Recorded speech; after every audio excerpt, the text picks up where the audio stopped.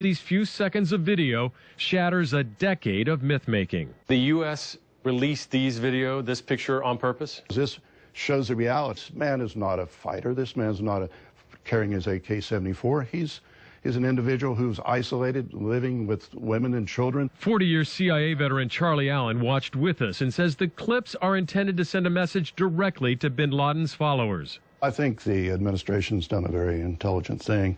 The whole view is to try to take away some of this mystique, some of this great idea that this is a great spiritual leader of al-Qaeda globally. But we have no idea what the administration is choosing not to show us. These videos are just a fraction of the material now in U.S. hands. An official said the total could fill a small college library. But clearly, from the beginning, the administration has made an effort to show bin Laden to be much less than his reputation. He was engaged in a firefight with those that entered the area of the house that he was in. It turns out bin Laden was not armed. The house was not a mansion, and he was not using women as a shield when he was shot. Those mistakes are blamed on the fog of war. But bin Laden's message was already losing influence in the Arab world.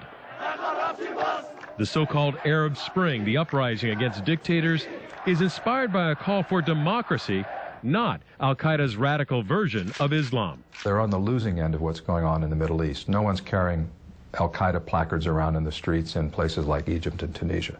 Even with all that electronic data to sift through, the administration still wants to talk to the 3 bin Laden wives who were inside the compound at the time of the raid. But so far, there's no word from the Pakistanis whether or not they will allow U.S. agents to talk to the women.